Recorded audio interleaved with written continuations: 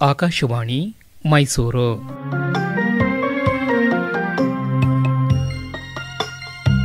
ಕಾದಂಬರಿ ವಿಹಾರ. ಎಂ.ಆರ್. ಶ್ರೀನಿವಾಸಮೂರ್ತಿಯವರ ರಂಗಣ್ಣನ ಕನಸಿನ ದಿನಗಳು ಕಾದಂಬರಿಯ ಬಾನುಲಿ ಓದು. ಪ್ರಸ್ತುತಪಡಿಸುತ್ತಾರೆ ಉಮೇಶ್ ಎಸ್. ಕೇಳಿ, ಎಂ.ಆರ್. ಶ್ರೀನಿವಾಸಮೂರ್ತಿಯವರ ರಂಗಣ್ಣನ ಕನಸಿನ ದಿನಗಳು ಕಾದಂಬರಿಯ ಬಾನುಲಿ ಓದಿನ 26ನೇ ಕಂತು. ರಂಗಣ್ಣ ಮನೆಗೆ ಹಿಂತಿರುಗಿದ ಮೇಲೆ ಆ ದಿನ ಬೆಳಿಗ್ಗೆಯಿಂದ ಸಾಯಂಕಾಲದವರೆಗೂ ನಡೆದ ಎಲ್ಲ ಘಟನೆಗಳನ್ನು ಹೆಂಡತಿಗೆ ತಿಳಿಸಿದನು.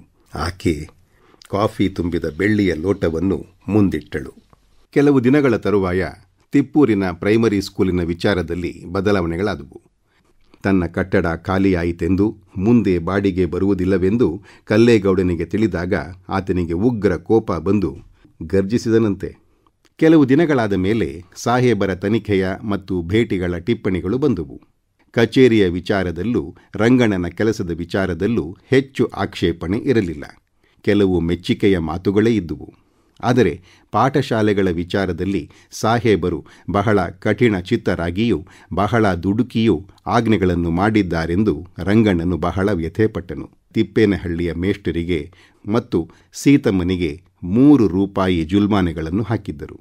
ಸ್ವಲ್ಪ ತಪ್ಪಿಗೆಲ್ಲ ಹೀಗೆ ಬಡ ಮೇಷ್ಟರುಗಳ ಹೊಟ್ಟೆ ಮೇಲೆ ಹೊಡೆದರೆ ಹೇಗೆ ಎಂದು ಚಿಂತಾಕ್ರಾಂತನಾಗಿ ರಂಗಣ್ಣನು 2 ದಿನ ಪೇಚಾಡಿದನು. ಈ ಜುಲ್ಮಾನೆಯ ಪಾಪ ಅವರನ್ನು ಹೊಡೆಯದೆ ಬಿಡದು ಎಂದುಕೊಂಡನು. ಮೇಷ್ಟ್ರೆ, ಅಳಬೇಡಿ, ನನ್ನ ಕೈಗೊಂದು ಅರ್ಜಿಯನ್ನು ಕೊಡಿ. ದಯವಿಟ್ಟು ಜುಲ್ಮಾನೆಯನ್ನು ವಜಾ ಮಾಡಿಸಬೇಕು ಅಂತ ಬರೀರಿ. ನಾನು ಶಿಫಾರಸು ಮಾಡ್ತೇನೆ.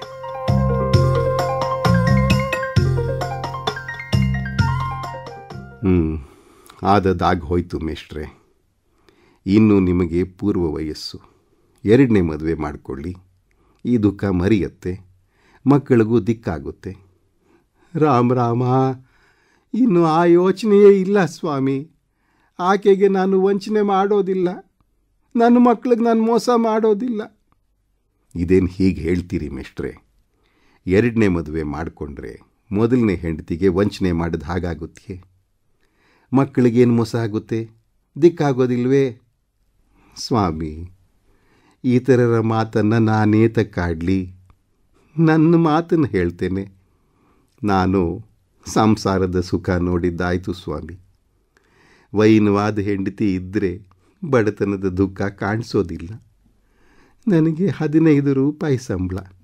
ನಾನು ಬಡವ ಎಂಬ ಚಿಂತೆಯೇ ನನಗಿರಲಿಲ್ಲ ಸ್ವಾಮಿ. ದೇವರಾಣೆಗೂ ಹೇಳ್ತೇನೆ. ಹೇಗೆ ತಾನೇ ಸಂಸಾರವನ್ನು ನಡೆಸುತ್ತಿದ್ಲೋ ಆಕೆ.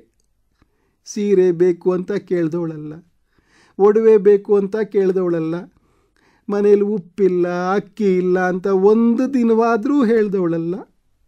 ಎಂದೂ ಮುಖವನ್ನು ಸಿಡುಕು ಮಾಡಿಕೊಂಡವಳೇ ಅಲ್ಲ. ಅಂಥ ಹೆಂಡತಿಯೊಡನೆ ಸಂಸಾರ ಮಾಡಿ ಅದನ್ನು ಮರೆಯೋದುಂಟೆ ಸ್ವಾಮಿ? ಆಕೆಯನ್ನು ಮರೆಯೋದುಂಟೆ?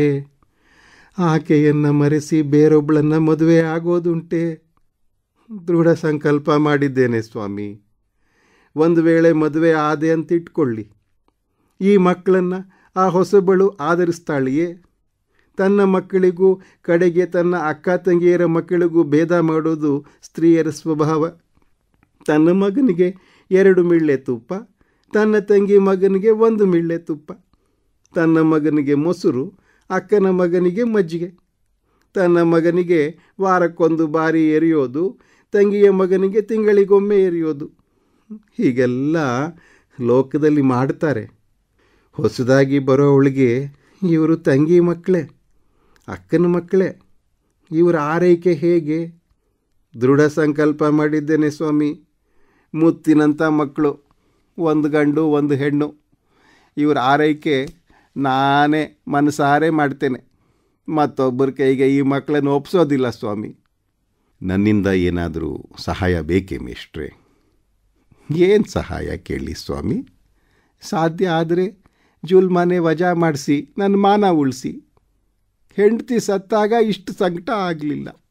ಜುಲ್ಮಾನೆಯಿಂದ ಮಾನ ಹೋದದ್ದಕ್ಕೇ ಹೆಚ್ಚು ಸಂಕಟ ಆಗಿದೆ ಅಷ್ಟೇ ಸ್ವಾಮಿ. 2 ದಿನ ಈ ಕಷ್ಟ ಅನುಭವಿಸ್ತೇನೆ. ನನ್ನ ಅಕ್ಕ ಒಬ್ಬಳು ವಿಧವೆ ಇದ್ದಾಳೆ. ಕಾಗದ ಬರೆದಿದ್ದೇನೆ. ಆಕೆ ಬಂದರೆ ನನಗೆ ಸಹಾಯ ಆಗುತ್ತೆ. ಇನ್ನು 15 ದಿನಗಳಲ್ಲಿ ಬರ್ತೇನೆ ಅಂತ ಜವಾಬು ಬರೆಸಿದ್ದಾಳೆ ಸ್ವಾಮಿ. ರಂಗಣ್ಣ ಆ ಮೇಷ್ಟ್ರಿಂದ ಅರ್ಜಿ ಬರೆಯಿಸಿಕೊಂಡು ಹೊರಕ್ಕೆ ಬಂದನು. ಮೇಷ್ಟ್ರು ಜೊತೆಯಲ್ಲಿ ಸ್ವಲ್ಪ ದೂರ ಬಂದು, ಸ್ವಾಮಿ, ಈ ಹಳ್ಳಿಯಿಂದ ವರ್ಗ ಮಾಡಿಸ್ಕೊಡಲು ಸಾಧ್ಯವೇ? ಆ ಮನೆಯಲ್ಲಿ ಮತ್ತೆ ನಾನು ಇರಲಾರನಲ್ಲ ಎಂದು ಹೇಳಿದನು. ಆಗಲಿ ಮೇಷ್ಟ್ರೆ, ವರ್ಗ ಮಾಡ್ತೇನೆ. ಆದರೆ ಆಲೋಚನೆ ಮಾಡಿ, 2 ತಿಂಗಳು ಬಿಟ್ಟುಕೊಂಡು ಈ ದುಃಖ ಮರೆತ ಮೇಲೆ ಬೇರೆ ಮದುವೆ ಮಾಡಿಕೊಳ್ಳೋದು ಒಳ್ಳೆಯದು. ಮೊದಲಿನಂತೆಯೇ ಒಳ್ಳೆಯ ಹೆಂಡತಿ ದೊರೆತಾಳು. ಇಲ್ಲ ಸ್ವಾಮಿ, ದೃಢ ಸಂಕಲ್ಪ ಮಾಡಿದ್ದೇನೆ ಸ್ವಾಮಿ. ಹಿರಿಯರ ಹೆಸರು ಉಳಿಸೋದಕ್ಕೆ ಒಬ್ಬ ಮಗ ಆಯಿತು. ಕನ್ಯಾದಾನದ ಪುಣ್ಯಕ್ಕೆ ಒಬ್ಬಳು ಮಗಳಾದ್ಲು.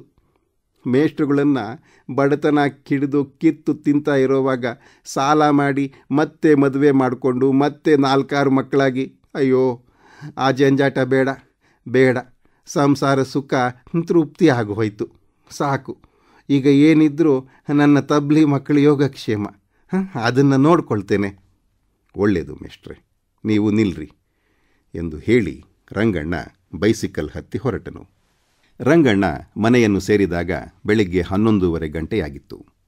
ಆ ಬೈಸಿಕಲ್ ಪ್ರಯಾಣದಿಂದ ಮೈಯೆಲ್ಲ ಬೆವರುತ್ತಿತ್ತು. ಬೆಳಿಗ್ಗೆ ತಾನು ಸ್ನಾನ ಮಾಡಿದವನಾಗಿದ್ದರೂ ಮತ್ತೊಮ್ಮೆ ಸ್ನಾನ ಮಾಡಬೇಕೆಂಬ ಅಪೇಕ್ಷೆ ಅವನಿಗುಂಟಾಯಿತು. ತನ್ನ ಉಡುಪುಗಳನ್ನು ಬಿಚ್ಚಿ ಪಂಚೆಯನ್ನುಟ್ಟು ಟವಲುಗಳನ್ನು ಕೈಗೆ ತೆಗೆದುಕೊಳ್ಳುತ್ತಿದ್ದಾಗ ಅವನ ಹೆಂಡತಿ ಕೊಠಡಿಯೊಳಕ್ಕೆ ಬಂದಳು. ಆಕೆ ಬೆಳ್ಳಗೂ ತೆಳ್ಳಗೂ ಇದ್ದ ಚೆಲುವೆ. ಅಡಿಗೆಯ ಮನೆಯಿಂದ ಬಂದವಳಾದ್ದರಿಂದ ಒಲೆಯ ಕಾವಿನಿಂದ ಮುಖ ಕೆಂಪು ವರ್ಣಕ್ಕೆ ಸಹಜವಾಗಿ ತಿರುಗಿತ್ತು. ಆದರೆ ಆ ಕೆಂಪು ಬಣ್ಣ ಎಂದಿಗಿಂತಲೂ ಆಗ ಹೆಚ್ಚಾಗಿದ್ದುದು ರಂಗಣ್ಣನ ದೃಷ್ಟಿಗೆ ಬಿತ್ತು. ಆ ಟವಲ್ ಕೆಳಗಿಟ್ಟು ನನ್ನ ಮಾತಿಗೆ ಮೊದಲು ಉತ್ತರ ಕೊಡಿ, ನಿಮ್ಮ ಇನ್ಸ್ಪೆಕ್ಟರ್ ಗಿಡಿ ಹಾಳಾಗ ಎಂದು ಆಕೆ ಕೋಪದಿಂದ ಹೇಳಿದಳು. ರಂಗಣ್ಣನಿಗೆ ತನ್ನ ಹೆಂಡತಿಯ ನಡವಳಿಕೆ ಅರ್ಥವಾಗಲಿಲ್ಲ. ಆಕೆ ಸಾಮಾನ್ಯವಾಗಿ ಕೋಪ ಮಾಡಿಕೊಂಡಿದ್ದೇ ಇಲ್ಲ, ಒರಟಾಗಿ ಮಾತನಾಡಿದವಳೂ ಅಲ್ಲ. ಈ ದಿನ ತಾನು ಶ್ರಮಪಟ್ಟುಕೊಂಡು ಮನೆಗೆ ಬಂದರೆ ತನ್ನನ್ನು ಆದರಿಸುವುದಕ್ಕೆ ಬದಲು ಹೀಗೇಕೆ ಜಗಳಕ್ಕೆ ನಿಂತಿದ್ದಾಳೆ ಎಂದು ಆಲೋಚಿಸಿದನು. ಆದರೆ ಸಮಸ್ಯೆ ಪರಿಹಾರವಾಗಲಿಲ್ಲ. ರಂಗಣ್ಣ ಟವಲನ್ನು ಕುರ್ಚಿಯ ಮೇಲಿಟ್ಟು, ಇದೇ ತಕ್ಕೆ ಹೀಗೆ ಗದರಿಸ್ತೀಯೇ?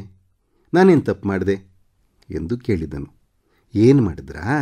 ಕೈಯಲ್ಲಿ ಅಧಿಕಾರ ಇದೆ ಅಂತ ಹೆಣ್ಣು ಮೇಷ್ಟ್ರುಗಳಿಗೆಲ್ಲ ಹುಚ್ಚಾಗಿ ಜುಲ್ಮಾನೆ ಹಾಕೋದೆ ನೀವು? ರಂಗಣ್ಣನಿಗೆ ಪ್ರಕರಣವೆಲ್ಲ ಅರ್ಥವಾಯಿತು. ಸೀತಮ್ಮನವರು ಬಂದು ನಿನ್ನ ಹತ್ರ ಹೇಳ್ಕೊಂಡ್ರು. ಯಾಕೆ ಹೇಳ್ಕೊಳ್ಬಾರ್ದು?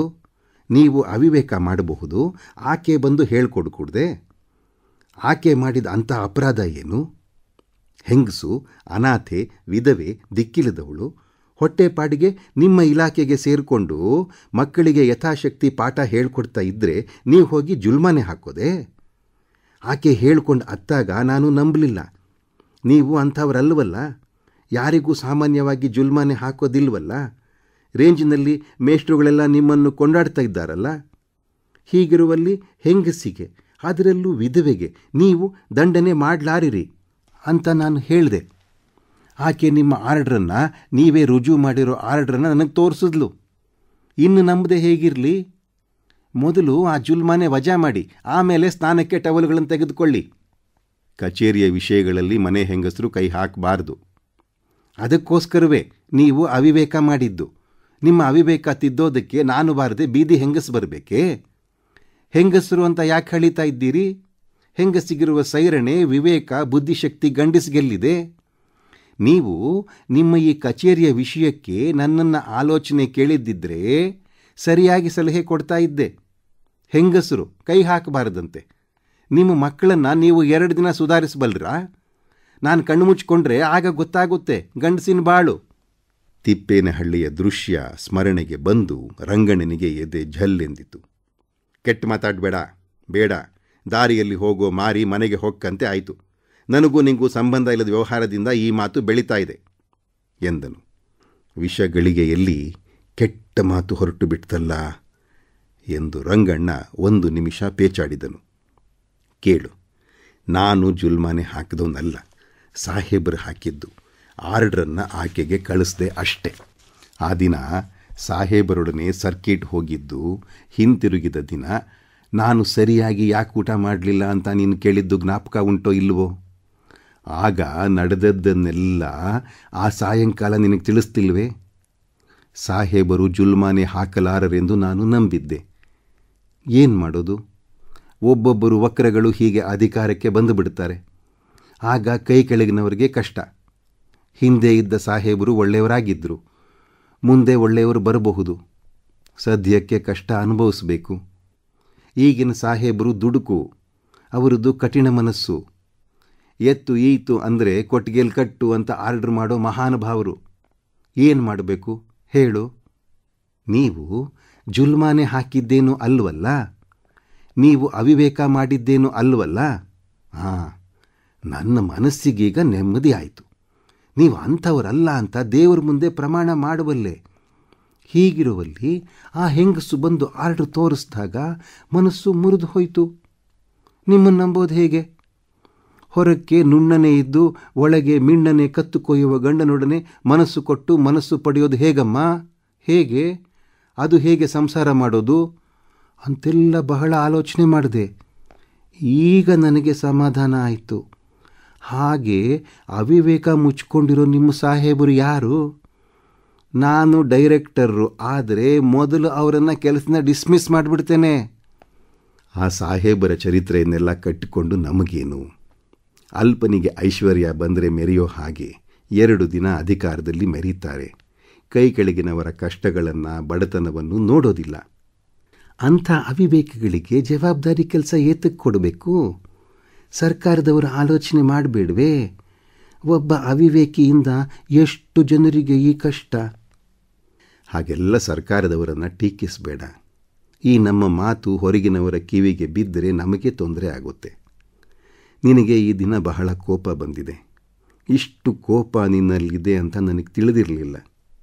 ನಿಮಗೇನು ತೊಂದರೆ ಆದೀತು ಹೇಳಿ? ಕೆಲಸದಿಂದ ತೆಗೆದು ಬಿಡ್ತಾರಿಯೇ? ತೆಗೆದು ಬಿಡಲಿ. ಬುದ್ಧಿ ಇದ್ದವರು ಹೇಗಾದರೂ ಜೀವನ ನಡೆಸ್ತಾರೆ. ನಿಮಗಿರೋ ಬುದ್ಧಿಲಿ ಇದಕ್ಕೆ 4ರಷ್ಟು ಸಂಪಾದಿಸಬಹುದು. ಅವರು ಅವಿವೇಕ ಮಾಡಬಹುದು, ಯಾರೂ ಟೀಕಿಸ್ಕೂಡ್ದು ಅಂತ ಹೇಳ್ತೀರಲ್ಲ, ಸರಿಯೇ? ಬರಿಯ ಗಂಡಸರ ಆಡಳಿತ, ಕಡೆಗೆ ಒಬ್ಬಳು ಹೆಂಗಸು ಸರ್ಕಾರದಲ್ಲಿದ್ದಿದ್ರೆ ಎಷ್ಟೋ ವಿವೇಕ ಇರ್ತಾ ಇತ್ತು. ಸ್ತ್ರೀ ಬುದ್ಧಿ ಪ್ರಳಯಾಂತಿಕ ಅಂತ ಕೇಳಿಲ್ವೇ ನೀನು? ಹೆಂಗಸರು ಆಡಳಿತ ಸರ್ಕಾರ ನಡೆಸೋದಕ್ಕಾಗುತ್ತೆಯೇ? ಏನು ಸ್ತ್ರೀ ಬುದ್ಧಿ ಪ್ರಳಯ ಗಿಳೆಯ ಅಂತ ಆಡ್ತಾ ಇದ್ದೀರಿ? ಕೈ ಹಿಡಿದ ಹೆಂಡತಿಯನ್ನು ಜೂಜಿನಲ್ಲಿ ಸೋತು ಬಿಡೋ ಗಂಡಸು, ಕೈ ಹಿಡಿದ ಹೆಂಡತಿಯನ್ನು 7 ತಿಂಗಳ ಗರ್ಭಿಣಿಯನ್ನು ಕಾಡು ಪಾಲು ಮಾಡೋ ಗಂಡಸು ದೊಡ್ಡ ವಿವೇಕಿಗಳು, ರಾಜರ್ಷಿಗಳು ಅಲ್ವೇ? ಇದಕ್ಕಿಂತ ಅವಿವೇಕ ಲೋಕದಲ್ಲುಂಟೆ? ಗಂಡಸು ಮಾಡೋ ಅವಿವೇಕ ಅನ್ಯಾಯಗಳನ್ನೆಲ್ಲ ಹೊಟ್ಟೆಯಲ್ಲಿಟ್ಕೊಂಡು ಸೈರಣೆಯಿಂದ ಸಂಸಾರ ನಡೆಸೋ ನಮ್ಮಂಥ ಪತಿವ್ರತೆಯರ ಪ್ರಭಾವದಿಂದ ಒಂದಿಷ್ಟು ಮಳೆ ಬೆಳೆಗಳನ್ನಾದರೂ ಕಾಣ್ತಾ ಇದ್ದೀರಿ. ಸ್ತ್ರೀ ಬುದ್ಧಿ ಅಂತ ಹಳಿತೀರಲ್ಲ ನೀವು. ಗಂಡಸರದೇ ಯಾವಾಗಲೂ ವಕ್ರ ಬುದ್ಧಿ. ಅವರನ್ನು ತಿದ್ದೋದಕ್ಕೆ ಎಳೆತನದಲ್ಲಿ ತಾಯಿ ಇರಬೇಕು, ಯೌವನದಲ್ಲಿ ಹೆಂಡತಿ ಇರಬೇಕು, ಮುಪ್ಪಿನಲ್ಲಿ ಸೊಸೆ ಇರಬೇಕು.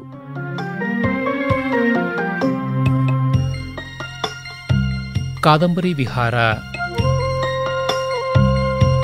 ಎಂ.ಆರ್. ಶ್ರೀನಿವಾಸಮೂರ್ತಿಯವರ ರಂಗಣ್ಣನ ಕನಸಿನ ದಿನಗಳು ಕಾದಂಬರಿಯ ಬಾನುಲಿ ಓದಿನ 26ನೇ ಕಂತನ್ನು ಕೇಳಿದಿರಿ. ಪ್ರಸ್ತುತಪಡಿಸಿದವರು ಉಮೇಶ್ ಎಸ್. ಮುಂದಿನ ವಾರ ಇದೇ ಸಮಯಕ್ಕೆ ರಂಗಣ್ಣನ ಕನಸಿನ ದಿನಗಳು ಕಾದಂಬರಿಯ 27ನೇ ಕಂತು ಪ್ರಸಾರವಾಗಲಿದೆ.